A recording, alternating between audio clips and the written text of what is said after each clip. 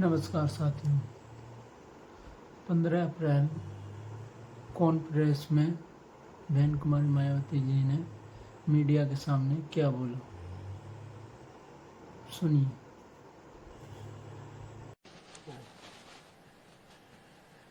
Media बंधुओं, वैसे आप लोगों को ये विदित है कि कल भारतीय संविधान के मूल निर्माता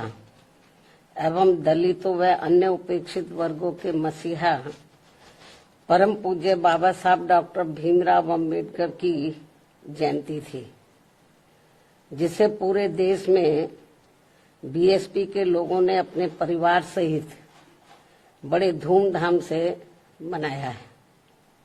खासकर यूपी की राजधानी लखनऊ में तो कल इनकी जयंती पर पूर्व की तरह ही इस बार भी इनके लाखों लाखों अपार अनुयायियों ने यहाँ लखनऊ में मेरी रही सरकार द्वारा निर्मित किए गए डॉक्टर भीमराव अंबेडकर सामाजिक परिवर्तन स्थल पर पहुंचकर इसे अपने श्रद्धा के मेले के रूप में मनाया है तथा इस विशाल व ऐतिहासिक स्थल पर लगी इनकी बड़ी प्रतिमा पर, अति विशाल प्रतिमा पर अपने श्रद्धा सुमन भी अर्पित किए हैं। इन सभी के बीएसपी बहुत बहुत आभारी है। इसके साथ ही इनकी सुविधा को विशेष ध्यान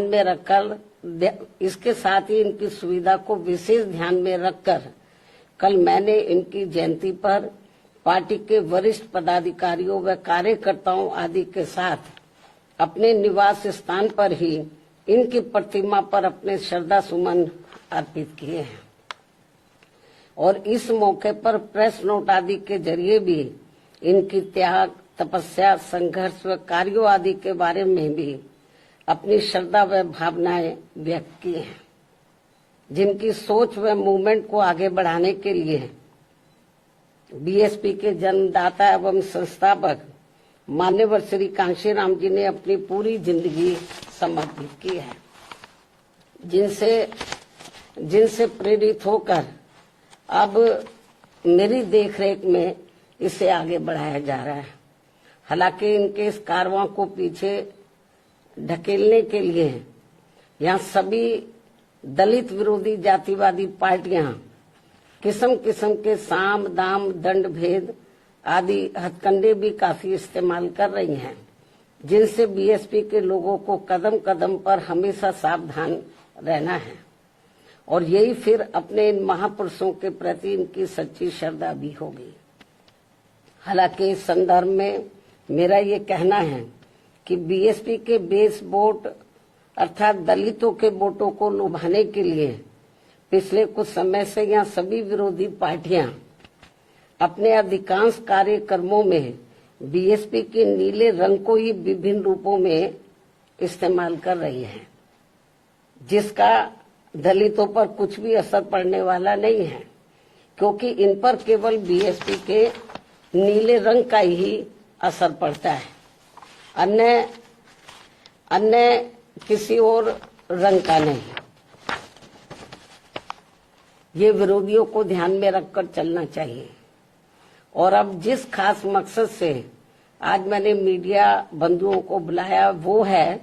महिला आरक्षण का अति महत्वपूर्ण मामला, जिसके लिए केंद्र सरकार ने कल से संसद का 3 दिन का विशेष सत्र भी बुलाया हुआ है। और इस संबंध में हमारी पार्टी का ये कहना है कि देश में बहुजन समाज में से खासकर एससी, एसटी व ओबीसी समाज के हित व कल्याण की तरह ही महिला सशक्तिकरण आदि की बातें भी तो बहुत की जाती हैं, किंतु सही नियत, नीति एवं मजबूत इच्छा शक्ति के अभाव के कारण इस पर ईमानदारी से अमल शायद ही कभी ठीक ढंग से हो पाया है। इसी का नतीजा है कि कमजोर वर्गों के लोगों की तरह ही महिलाओं के विरुद्ध भी जुल्म, जाति एवं शोषण, अत्याचार आदि की जघन्य घटनाएं आज भी सही से रुकने का नाम नहीं ले रही है। और इसलिए हमारी पार्टी बीएसपी देश की सर्व समाज की महिलाओं को उनके आबादी के हिसाब से 50% आरक्षण देने की मांग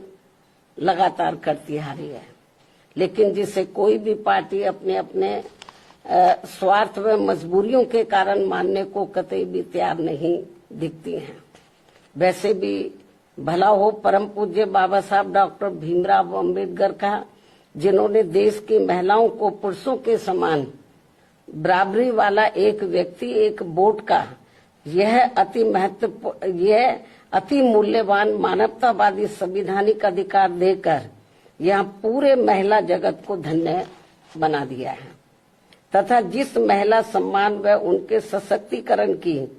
जो जबरदस्त बुनियाद इन्होंने यहाँ देश में डाली है, उसके लिए देश हमेशा उनका कृतज्ञ रहेगा। और अब ऐसे में देश की संसद, लोकसभा में व राज्यों की विधानसभाओं में महिलाओं को 33% आरक्षण देने की प्रक्रिया को काफी लंबे इंतजार के बाद ही सही व अन्य इसे आगे बढ़ाने की सही व अब इसे आगे बढ़ाने की कार्रवाई का हमारी पार्टी स्वागत करती है। हालांकि बहुत डिले है, फिर भी हमारी पार्टी इसका, चाहे वो डिले भी हो गया, फिर भी इसका वेलकम करती है, स्वागत करती है। वास्तव में महिला आरक्षण की असली हकदार शोषित व उपेक्षित वर्गों में भी खासकर सामाजिक, राजनीतिक एवं आर्थिक रूप से लगातार पछाड़े जा रहे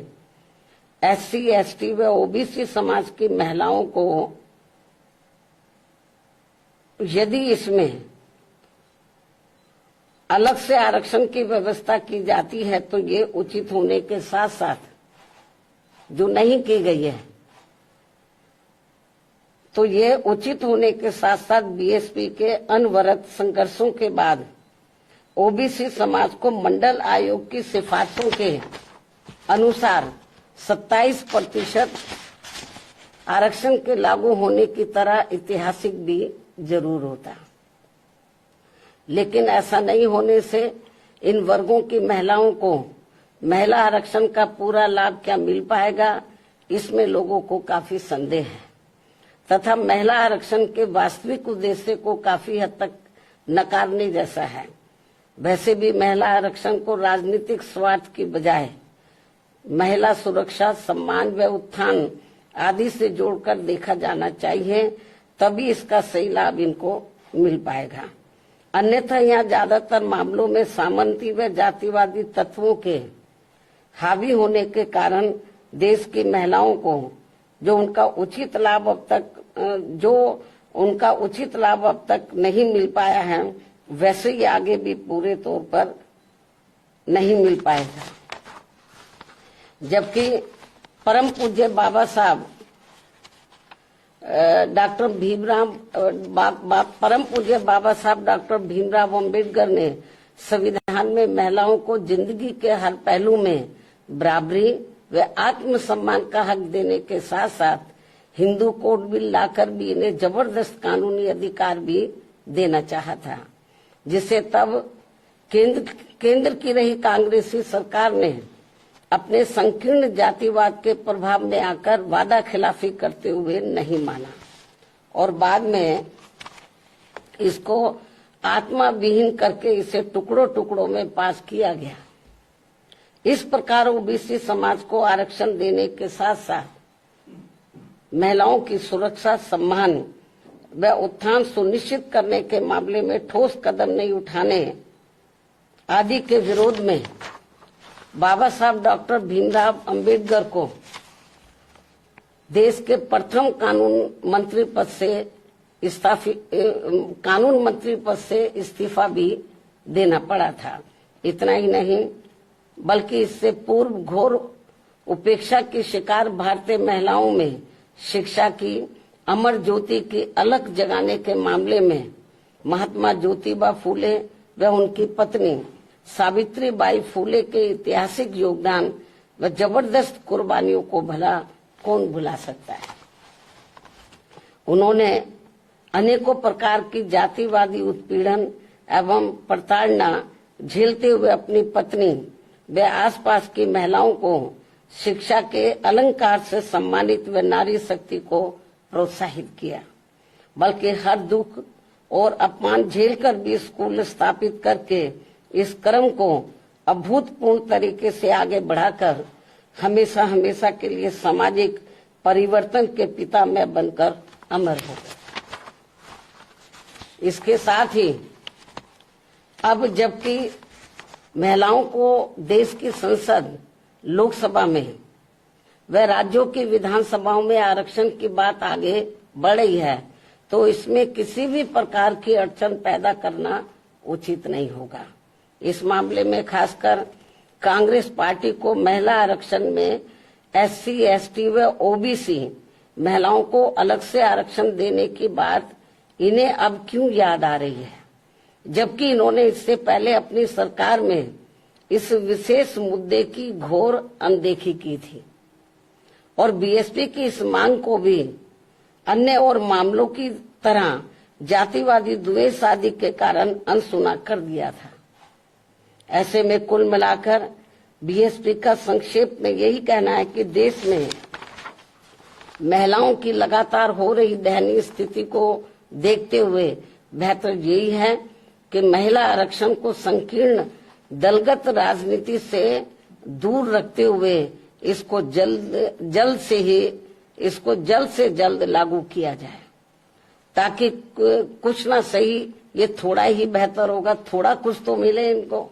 साथ ही महिलाओं की सुरक्षा, सम्मान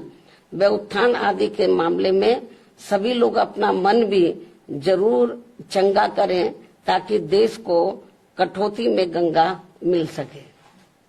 इन्हीं जरूरी बातों व सुझावों के साथ ही हमारी पार्टी वर्तमान केंद्र की सरकार द्वारा संसद में, लोकसभा व राज्यों की विधानसभाओं में 33% दिए जाने वाले आरक्षण के फैसले का स्वागत करती है। हालांकि हमारी पार्टी तो शुरू से इसकी पक्षधर थी कि इनको 50% मिलना चाहिए, चलो थोड़ा घना इनको मिल रहा 33%, इसका भी हमारी पार्टी वेलकम करती है। धन्यवाद।